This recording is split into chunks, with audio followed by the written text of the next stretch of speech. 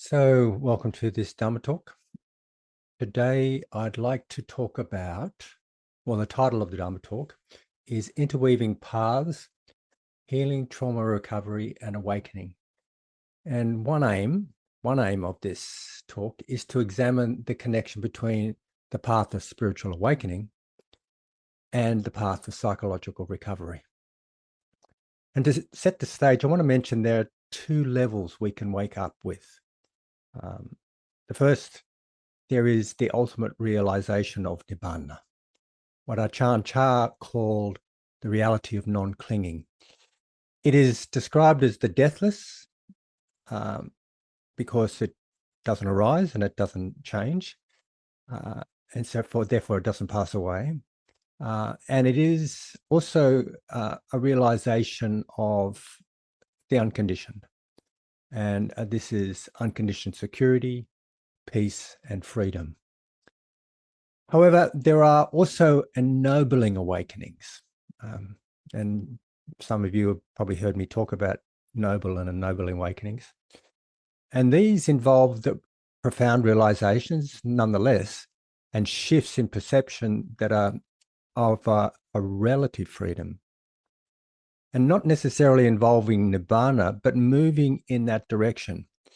And they often result in therapeutic healings, like profound healings of something, but not necessarily involving Nibbana. So in that way, they're liberating at a relative level. And in this talk, I'll share a personal case study from a recent 7-day retreat that I taught with a friend called Lisa Brown. And this retreat was called Waking Up with Serenity and Serenity, Insight, and the Heart. And some of you here today were on that retreat, so you'll remember that retreat very well. And on the last night of that retreat, I had a powerful dream, which helped me see the merging of the healing and awakening approaches. It was experienced as a healing from an early life trauma and an ennobling awakening. So the day after the retreat, I attended an experiential workshop called Recreating Song Lines from Trauma Trails. And it was also, I can't remember the way they exactly just named it, but it was like two ways of seeing. One way of seeing was from the Indigenous, the Aboriginal culture of Australia. Another way was seeing, which was a collective type of seeing. Another way was seeing from a psychological perspective of individual healing. So this workshop included the work of Judy Atkinson, We Are Lee model, which is a culturally informed trauma-integrated healing approach. The We Are Lee approach is culturally grounded in a grounded healing model for Indigenous Australians that prioritizes collective recovery over the Western individualistic model.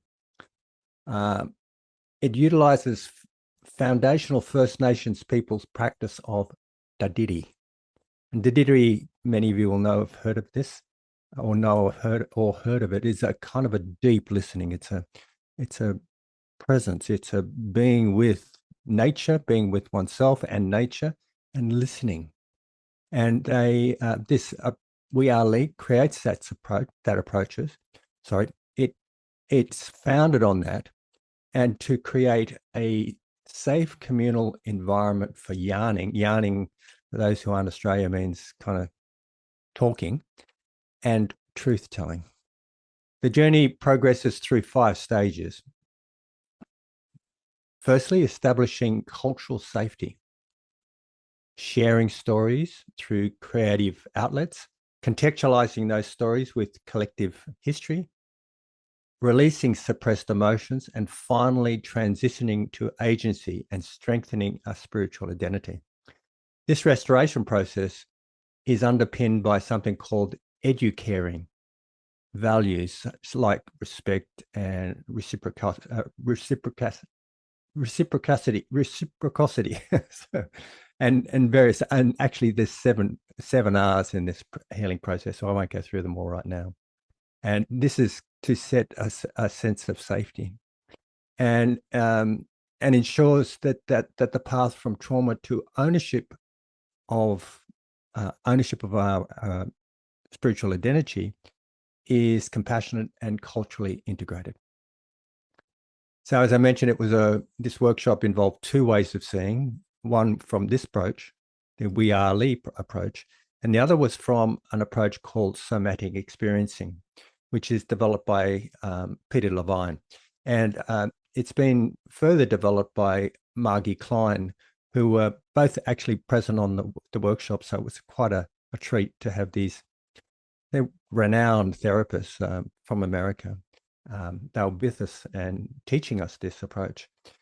So somatic experiencing is a body-oriented approach that treats trauma as a biological imbalance, rather than a psychological issue. The process centers on safely discharging trapped survival energy by first establishing resources. I kind of like an internal and external safety anchors. And then by using titration to process trauma in tiny, manageable increments. By practicing pendulation, and this means rhythmically shifting between traumatic sensations in the body, usually, and calm states of mind. And tracking the felt sense through the Soma framework. Now, the Soma framework refers to sensations, orientation, movement, and affect meaning emotions. And through that process, through that Soma process, individuals can finally complete interrupted fight, flight, or freeze responses. This biological discharge allows the nervous system to regain its natural flexibility, effectively resetting the body's stress response and fostering long-term resilience. So I did actually get that from AI. I thought it was a really good, tight summary, and I was just reading that. So I found this experiential workshop very powerful at addressing traumas, personal traumas, and also addressing the collective trauma that we have in Australia, and often in some of your other countries as well. This collective trauma of the way we've treated our Indigenous people, the massacres that we've been involved in. I mean, I haven't been involved in those massacres personally, but my culture, the culture that I brought to Australia has been this, the culture that I am of, this white Anglo culture involved in massacres. They killed people.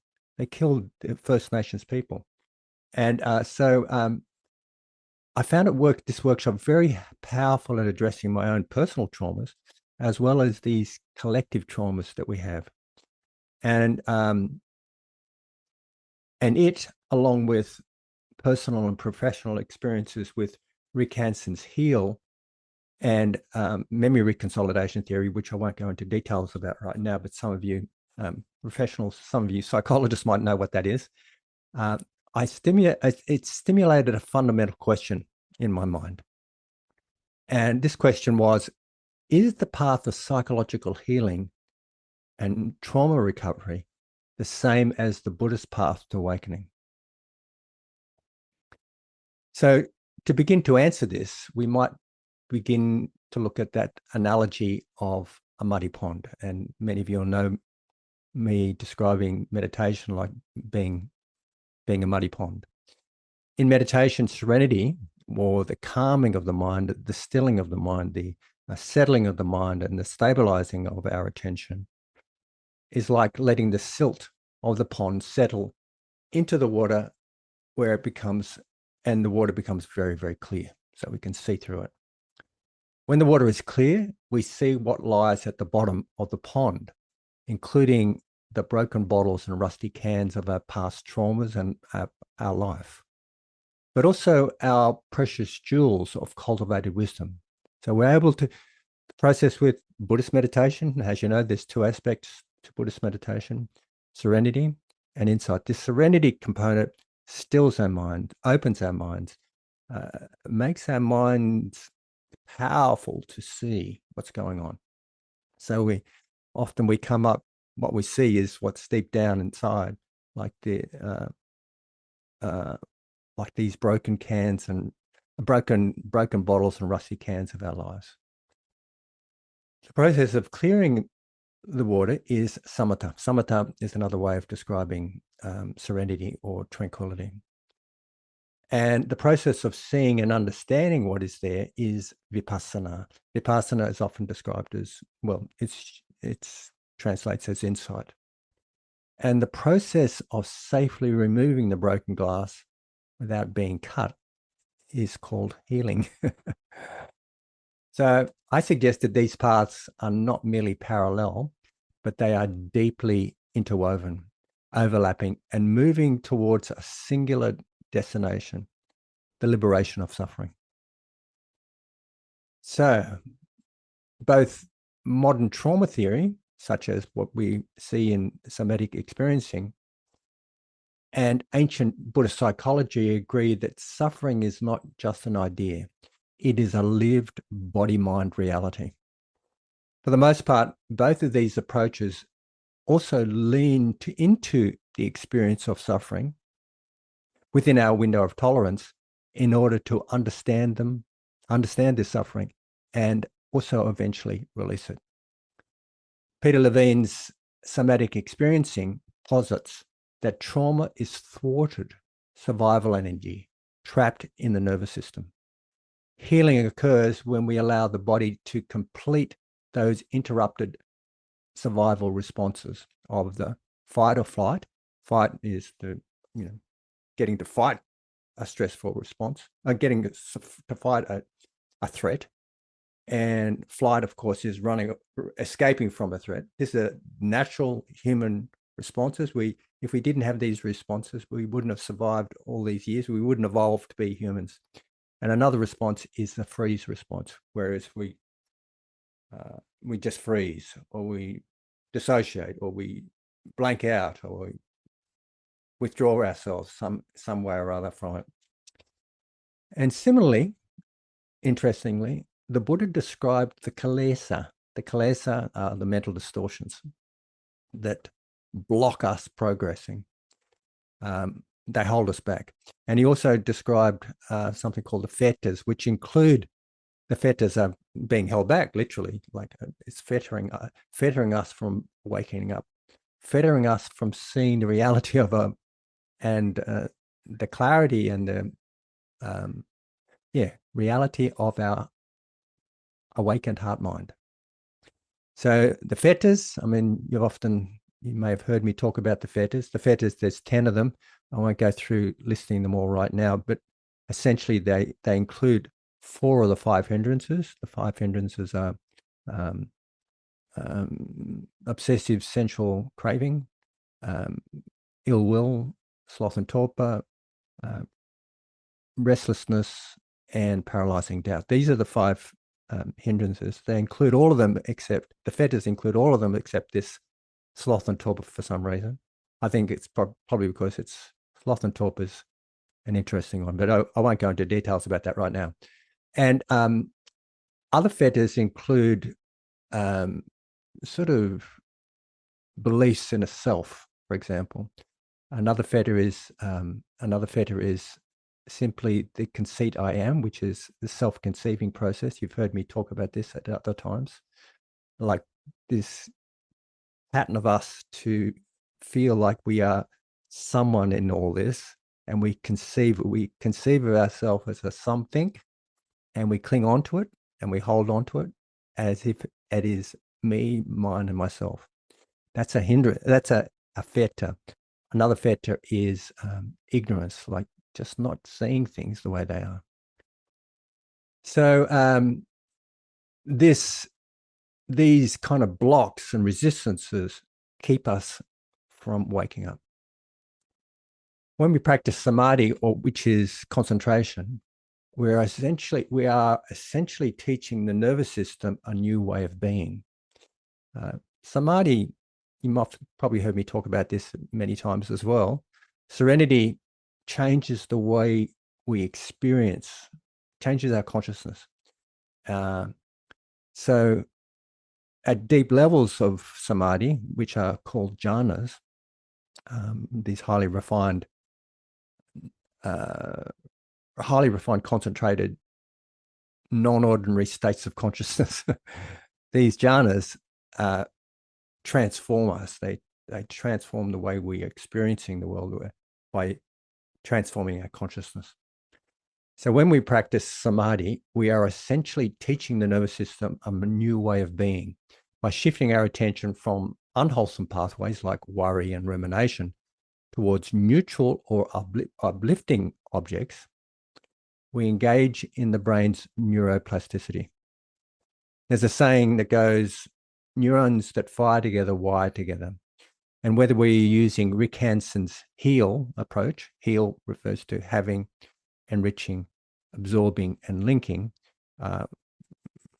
Rick Hanson developed that particular process to help us short circuit our negativity bias, the tendency for us to see the negative in everything and not be able to see the positive in things. So when we have HEAL, we have an experience of a positive experience.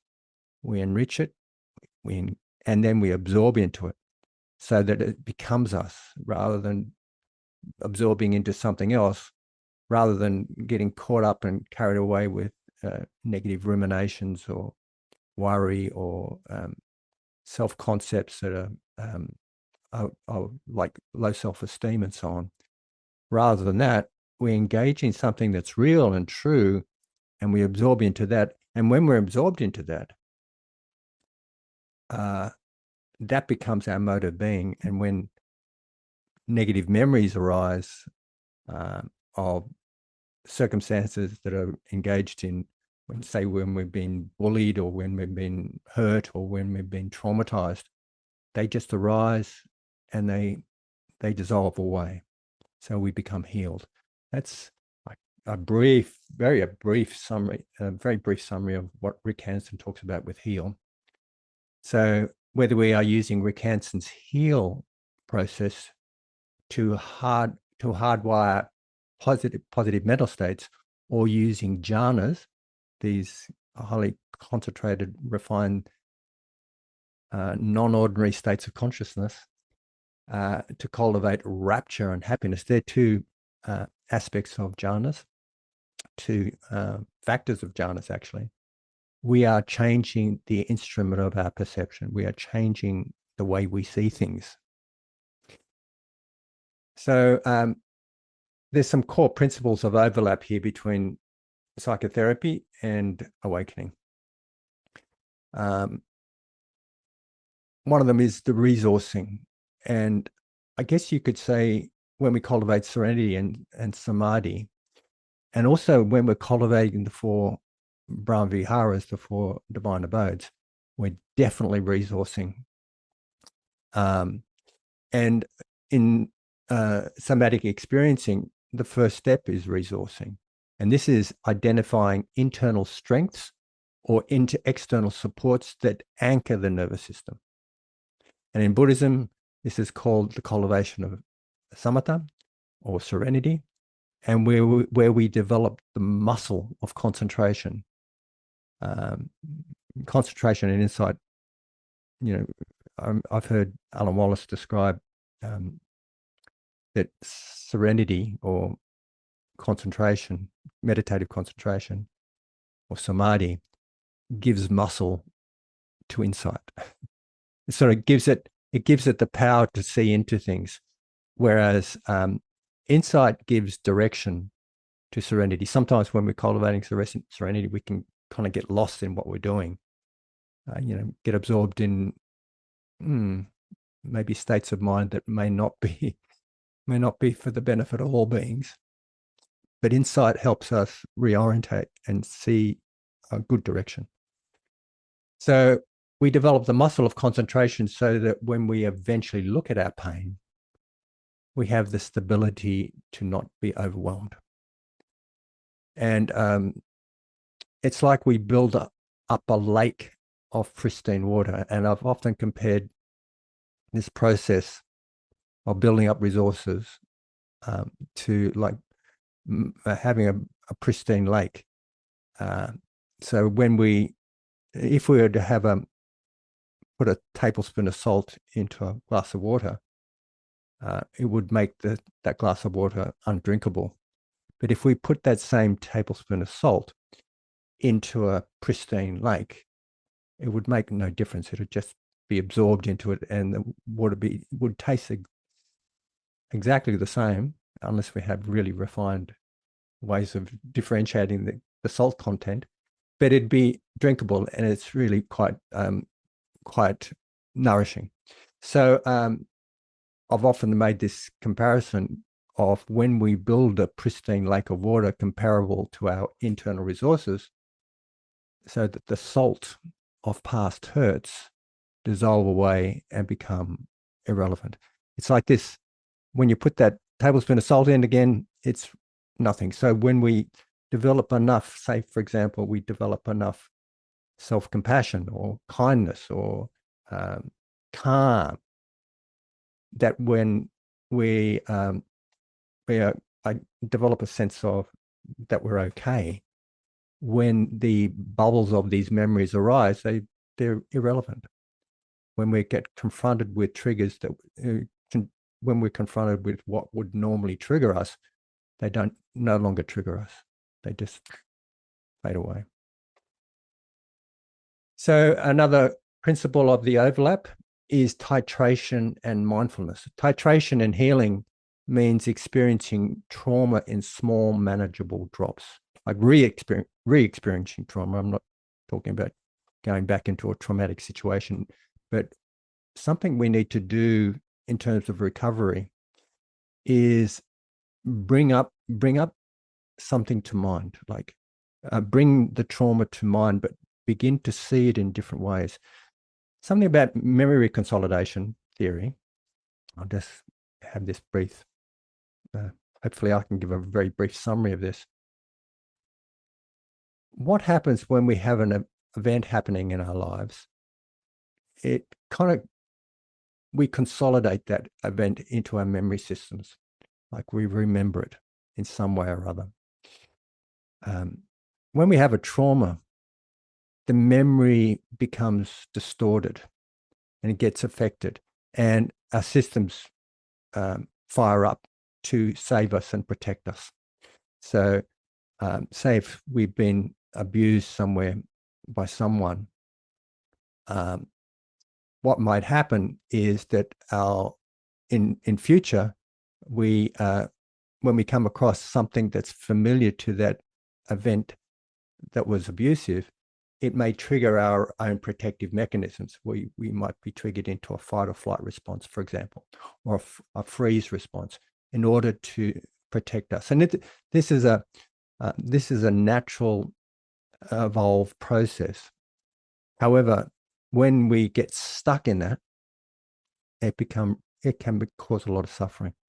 So the process of memory reconsolidation is where when we're feeling safe and we feel we can cope, we reactivate the emotion that was related to the trauma, and it kind of goes up into psychic space.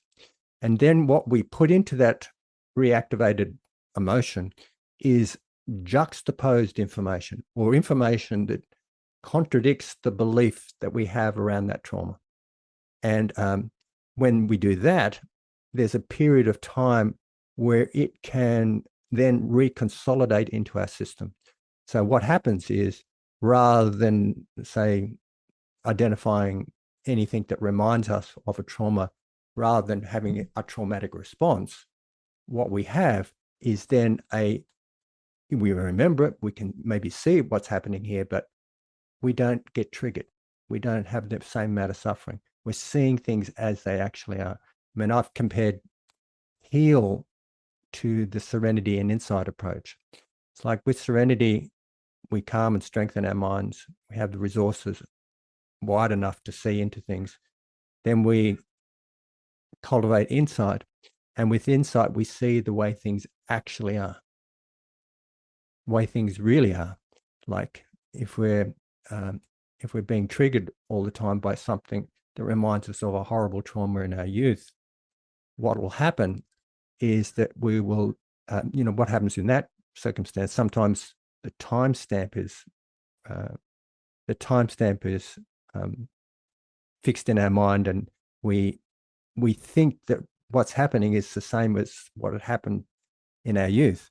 But when we have insight, we begin to see, it's just a memory. I'm not a 5-year-old or a 6-year-old or a 11-year-old or a 15-year-old anymore. That's in the past. That event is in the past. Now I'm safe. I don't have to react like this. We have this insight, and so we don't forget the incident, but we don't have the reactivity to it anymore. We've moved out of its traumatic. Well, we've moved out of the suffering that's associated with that trauma. So titration in healing means experiencing small amounts, small manageable amounts, and often this is called having a window of tolerance. And I've often changed that little window of tolerance around to say something like a window of opportunity. Like we have, if we can have a kind of titrated amount of re-exposing to the traumatic event in a way where we can cope with it, it becomes an opportunity for us to overcome it. And that's what happens with mindfulness meditation, where I'll always invite you to do some sort of social, our own internal social protective system, meaning we're cultivating loving kindness, compassion, appreciative joy, or equanimity in some way or other. And this becomes a container for us to feel safe enough to start to look into our experience. So when we do that, and we're also cultivating serenity, our mind is such a big container to be able to explore into our suffering, to turn towards it, so that we can actually transform it. So coming back to my script here, I'll come back to my script, going off script a little bit. I hope you don't mind. So the titration process of somatic experiencing, managing trauma in small amounts or titrating it, balancing it with our coping resources, mirrors the Buddhist practice of mindfulness, where we observe sensations, feelings, and thoughts as they arise and pass, one moment at a time. By not taking the whole of our suffering all at once, we avoid re-traumatization and also allow a gradual purification of view. Now, sometimes when I've talked about the similarities, or the ways serenity and insight support each other, I've mentioned that serenity, or this concentration and absorption in a something either neutral or uplifting, works in a way that it purifies our mind. What I mean by that is that by having serenity, or bringing attention back to something positive rather than feeding into something negative, say with our attention, like feeding into our samadhi or our concentration on something we're worrying about or ruminating about, and strengthening that pattern of rumination and worry. Rather than doing that, we see it, we put it aside, and we bring our attention back to something that's positive. It's like that. By not feeding into it, by not feeding into a particular state of mind, we gradually purify ourselves from that state of mind. Like, for example, if we're not constantly feeding into a worrying state of mind, we're kind of, we're not making us stronger. There's a saying in neuroscience, use it or lose it. We're not engaging in it, therefore it's fading away. And rather, we're engaging in something else that's wholesome and helpful. And in that way, we're kind of purifying our mind. But they're here what I'm talking about here in this comparison with somatic experiencing and mindfulness practices, we're purifying our view. Now, what does that mean? What that means is that there's something called right view and wrong view. And right view relates to the way we see things, like the way we see how everything is impermanent, how everything is not self or is empty of inherent existence, how everything is dependently arising, how everything is arising because of causes and conditions rather than a big self being in there. There's just these processes. We begin to see how when we cling to things, then that very process of clinging, craving causes suffering. So we're shifting our view. We're kind of purifying our view to see things as they actually are. So by not taking on the whole of our suffering at once, we avoid re-traumatization and allow for a gradual purification of view. So in terms of trauma, what you could say is that rather than seeing that it's all my fault or I'm a useless piece of nothing and I'm unsafe here, we're seeing things the way they actually are. Oh, right now I'm actually quite safe.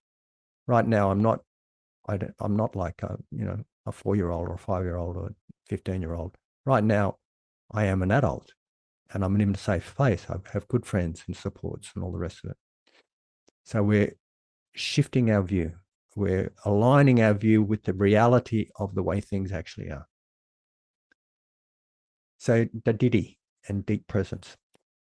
G.D. Atkinson's We Are Li model introduces the First Nations people practice of Dadidi, a deep contemplative listening and quiet awareness.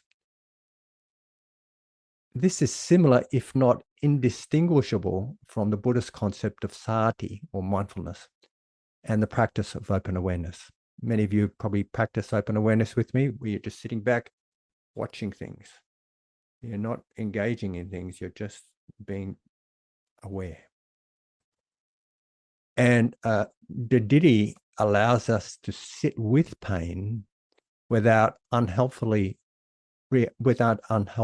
reactivity, creating a sacred space for the trauma trails, to be seen and eventually resolved. So, this trauma trial, it's like we have a series of things that happen in our lives that can be like traumas, and they set up a trauma trial. And I'll explain an exercise we did on this workshop a little bit later in regards to this trauma trial. So when we can practice being present with experience, with mindfulness, with this open awareness, listening rather than adding to it, it eventually is seen and resolved. So something about collective healing and engaged Buddhism. Right? We talked a little bit about engaged Buddhism last Dharma talk, actually, on this on our last Dom. And I mentioned a little bit about engaged Buddhism. So a common critique of Western psychology and some forms of Buddhism is that they are too individualistic. However, the We Are Li approach and engaged Buddhism remind us that individual awakening is considered as inseparable from collective healing. Dr. Atkinson emphasizes that an individual cannot be truly healed in isolation from their family, community, and country. And this resonates with the Buddhist concept of interbeing, or the Thich Nhat Hanh's concept of interbeing anyway, popularized by Thich Nhat Hanh. If we inter-are with everything else, then the broken glass at the bottom of my pond is connected to the silt in yours. There's no difference between my suffering and your suffering. And Engaged Buddhism asserts that meditation is not to escape from society, but to come back to ourselves and see what's going on. When we see the systemic suffering caused by colonization and or dispossession, for example, our practice must move from the cushion into the world. This is what Engaged Buddhism talks about. This collective healing. I think that aligns with very much the Mahayana approach, and even with the Theravada approach, because I think sometimes the Theravada approach is accused of being selfish by the Mahayana approach, but I think when one starts to practice and one starts to see into their own lives, see into their own concept of self and so on, there's a natural altruism arise. We naturally see that we're not in it alone. We're in it together with others, and there's a movement towards not only our own healing but a collective healing. It's almost unavoidable. So, mechanisms of change, memory consolidation and insight. A striking overlap between memory consolidation and vipassana or insight. There is a striking overlap between memory reconsolidation and vipassana or insight. Neuroscience tells us for an emotional memory to change, it must be reactivated. And I'm just going to be repeating something that I said a bit earlier here. It must be reactivated by simultaneously experiencing a mismatch, something that contradicts the old painful belief. When we practice the link step of the heal process, or when we emulate the jhanas, for example, and these are practices that some of us have done together, while being aware of our past hurts, we are creating a mismatch. We hold the positive, such as spiritual joy of samadhi or warm benevolence in our hearts, or we hold these, or metta, or compassion, or so on. We hold them in the foreground while letting the negative, such as the old traumas, stay in the background. The positive state infuses or soothes the negative one, effectively overriding the old emotional charge. That's the same. It's the same as what I said earlier. I just jumped ahead of the script a bit. So I hope you can understand that. It's like that when we can cultivate these wholesome states and we see a mismatch between our negative traumatic memories and what that's doing to us and the actual reality of what we're experiencing, then it heals it. It heals the old pains.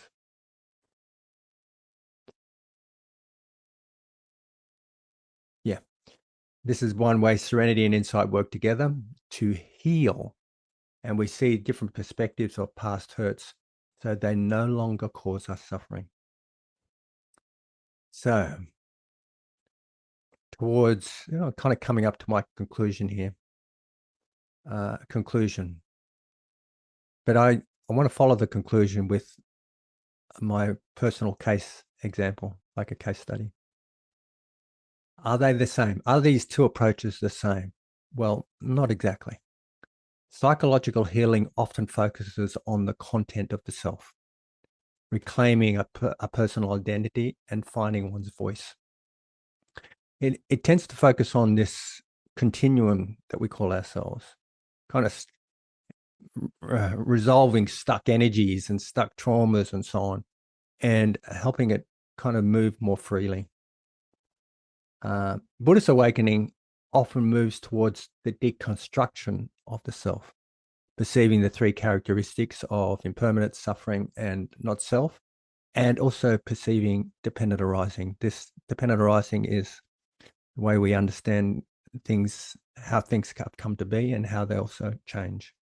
It is, you've heard me say this many times, perhaps. It's like seeing causes and conditions, and that nothing arises in and of itself.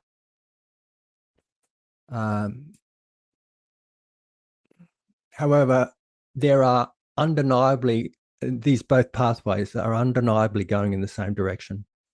You cannot easily deconstruct a self that is shattered by trauma. You must first integrate it. Now, there is a saying, Brown et al., I can't remember who else was saying it, but there was a saying in psychotherapy. Yeah, this is in a book from 20, 30 years ago, 30 years ago, I think.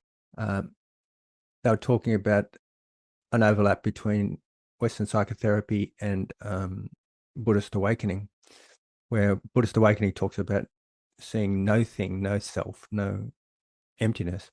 And psychotherapy means discovering yourself. And the saying goes, you have to be somebody before you're nobody, if that makes sense. So and I think that's kind of true. It's like you have to develop a strong sense of um, direction, a strong personal power, I guess, uh, in order to kind of see through how we are just really constructed phenomena. We're just streams of dependently arising processes interacting. This and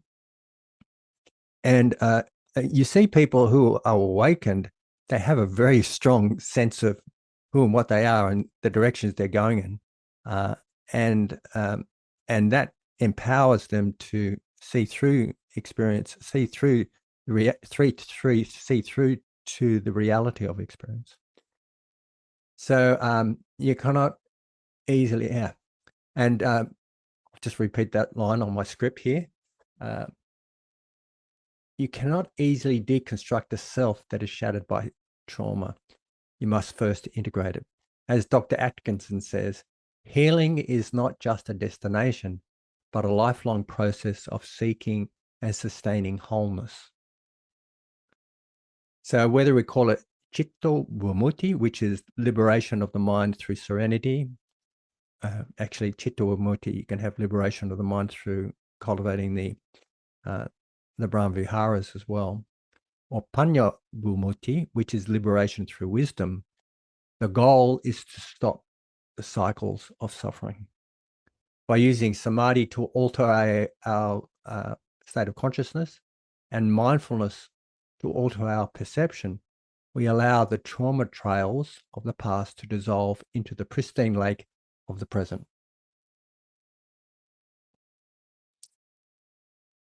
During the Songlines workshop, we were invited to map out our lives using simple sticks and stones gathered from the environment that we're in.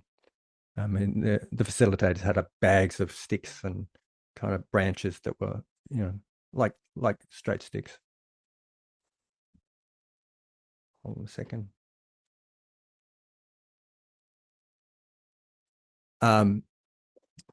And we're all invited to map out our lives using these simple sticks and stones gathered from the environment. We kind of put them out on the ground, and we paired up with someone else, and we kind of drew our lives, from our birth, perhaps, or perinatal period, up until, if we could remember that, up until our present circumstances. And if the sticks were going downwards, like going towards us, for example, on the ground, they were indicating various losses. I mean, you could say that trauma is a loss of something. But so they were indicating losses and difficulties. And if they were going in the other direction, they were indicating resources and things that helped us move out of those particular difficult times and so on. So, and we were both, we paired up and we'd share our stories. But when it came to my time to share the story, I found a cluster of downward sticks around my adolescence. And as I began to speak, I just wept. I just started to cry. I can feel the tears coming on now. And I hope you don't mind if I do cry. I'll see how I go. So my adolescence was defined by the presence of drunken violence. My father had left home. My mother kicked him out, actually, when I was about 11. And he passed away when I was 16. During those years, my mother worked in a rehab hospital. I think she used to call herself an OT, but I don't think she really was. I think she was more a diversional therapist. Anyway, she used to pick up people from that hospital and bring them home, often, for a weekend or something like that. And then during those years, a man my mother met while she was working in that hospital moved into our home, and she began a relationship with him. And my elder brother and sister had left home years previously. I was just living at home. I must have been about 15 or 16. And my younger sister there, who was at that time, she's 4 years younger than me, so she was there as well. One day, it was pretty difficult. There was a lot of traumas around that time. Some of these people my mother used to bring home, they were violent. Sometimes, one time I came home, the house was surrounded by police. There was a man with a knife in one of our house rooms, and he was threatening my mother, and the police got him and took him away. There was anyway, on one occasion, I would have been about 15, and I must have been studying or doing something in my room, and I could hear from another room where this man was staying, this current person, and I could hear that my mother was having an argument with him before, and then it kind of went silent. All I could hear was this kind of. So I went into the room, and I discovered him he was holding her in a stranglage. He was holding her down, strangling her. So I grabbed him and I pulled him off, and I just held him to the ground. And he was drunk and under the effect of barbiturates, probably, I think, because he was trying to hit me, but he wasn't very strong. He was kind of, and he was abusing me. And I just just held him there, and I was looking at him, and he was abusing me, and he was calling me all sorts of things. And I think my mother left the room. I couldn't remember. I wasn't focused on where she was, but I just got to a point where I was just so angry. I just told him to fuck off. I said, fuck off, fuck off. And at that, my mother returned to the room, and she slapped me across the face. And she said, get out. We don't have language like that in this house. So I was a bit stunned, very stunned. I just left. I left, and I used to do a lot of hitchhiking in those days. It was quite safe in those days. This is in the early 70s. So I just hitchhiked to my brother's girlfriend's place. And I stayed there a couple of nights, I think. And I just came home, and nothing was said. The man was still there. Nothing was said. No mention of it. And life continued on as usual. We had to be very quiet about this man and not make loud music or do noises, and for fear of disturbing him. And I left home. I left home as soon as I could. My poor younger sister remained, and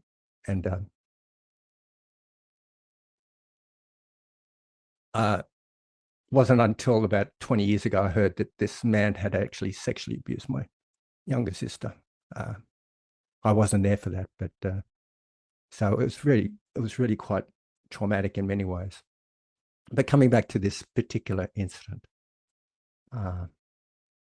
I've seen a psychologist about that particular event. The one where my mother takes me from the home. Get out. And I thought about it over the years, but I've never really re-experienced the emotion of it, which, as mentioned earlier, is a factor in healing. Like to bring the emotion up and to bring the emotional experience up and be able to see it from different perspectives. And then reintegrated. So I'd never really re-experienced the memory of it. So on our final retreat, and some of you would have been on that retreat, on the final night, I gave a Dharma talk about two perspectives, actually. Waking up, waking up. We were talking a lot about waking up, and I went to bed eventually. And I had a powerful dream. It was really, really, really powerful. I dreamt I was in a house, and in the house had a number of people in it. And it was my home, but there was and I was younger. I must have been, I don't know, maybe not at least 20 or something like that. Not up until not more than 20, I guess. And this male adult figure was aggressively throwing me out of the house. And I looked towards the mother of the house to get some support, because this is my home. And the mother of the house was colluding with him, also trying to get me out of the house. This is the dream going. And I was so angry. I started, swearing and abusing. Well, I didn't abuse them, but I started to get felt so angry. And I eventually found a space in the house where I could sit. So I sat down, and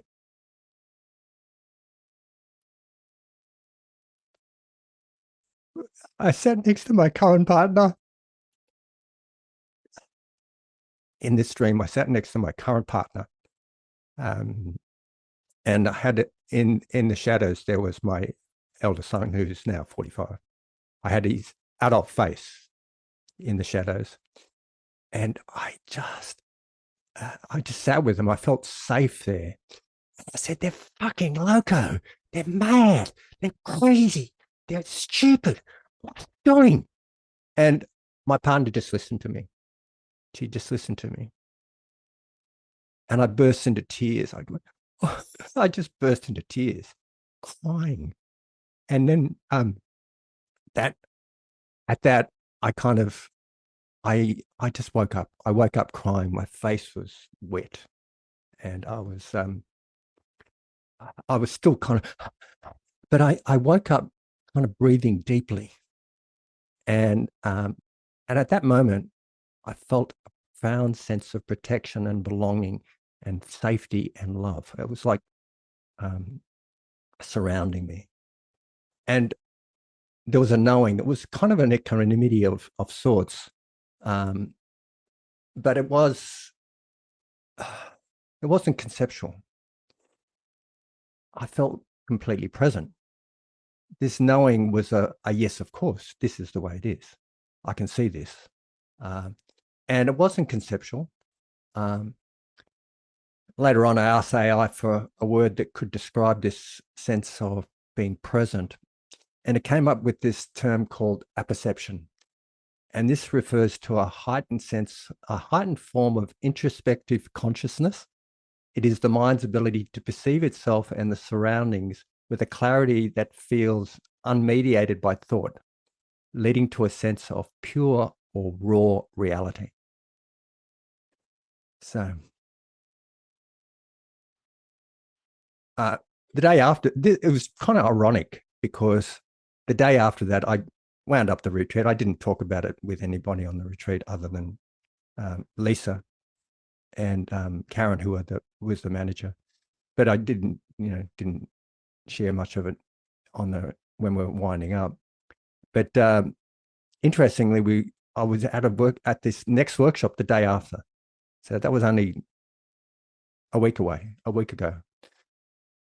So, the first part of that, that workshop was really powerful. And during one exercise, we were all given lemon myrtle leaves. Lemon myrtle leaves are like, we're at a tea tree lake. We're at Lennox Head Recreational Rec Centre, where there's this sea on one side and a tea tree lake on the other side. And, this recreational centre where we were was in the middle of the sea and the ocean and lake. And it was a really wonderful workshop. We went through a kind of a smoking ceremony to begin with, which was really, really felt powerful. And we did a number of exercises. And one exercise on the second day, we're all given lemon myrtle. Lemon myrtle is a leaf that's used as an antiseptic, like tea tree oil, but it's more antiseptic and more powerful. And we crushed them up to wipe us over our bodies. And this is and we were given this at the beginning of that exercise, where I just weep when I was sharing my trauma. And with a friend that listened to me, we all walked together to do something with these leaves, because we crushed them up, we wiped them over our bodies as if to absorb, the energies. And we both went to the tea tree lake and released the leaves into the dark, still water, an act of returning both the plant and our long-held traumas to nature. And in the quiet reflections that followed, I realized that the rage of a 15-year-old self and was at the anger of being betrayed by my mother. And I felt like that rage had kind of completed itself somehow. My mother she was a kind and compassionate person. She was a bit volatile. She'd go backwards and forwards between rage and, being very affectionate. But she was generally kind and compassionate. But she made some bad mistakes. She made some unwise choices. And I have forgiven her, I think. I mean, she died, I don't know, 40 years ago now, or more than 40 years ago now. But I think that this possibility of me kind of completing the cycle was made possible by feeling anchored in safety.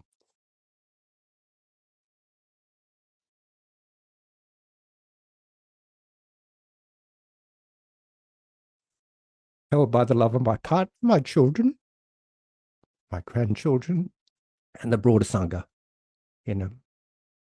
This is what we connect with. And I know some of you people come along here because you want to connect with Sangha, and this is it. This is where we have the space to be able to be healed and also wake up. So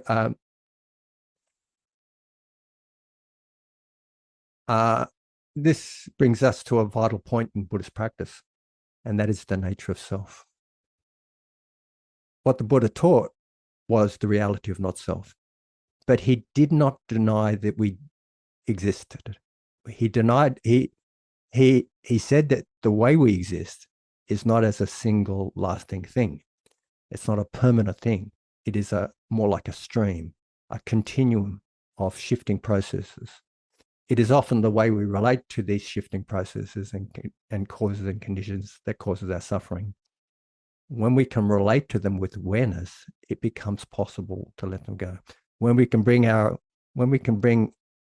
say, the awareness of our past traumas, for example, into that spaciousness of clarity, of seeing the way things actually are, supported by the reality of interconnection, and that we are not alone, that we're not separate entities, that it is possible to let it go. So the answer to the central question of this talk, we often create rigid concepts about ourselves, the world, and even the nature of awakening. But when we really, truly wake up, we break through these concepts to a perspective of unconcocting. Unconcocting means not creating things, not conceptualizing about things. We begin to see this self is empty of thingness, yet we can still heal the fractures within our own body-mind continuum. In my view, healing and awakening are ultimately the same processes. They are both an invitation to peel off the layers of our suffering until we reach the supreme peace of Nibbana. So thank you for listening, and may we all be healed, and may we all wake up. Thank you.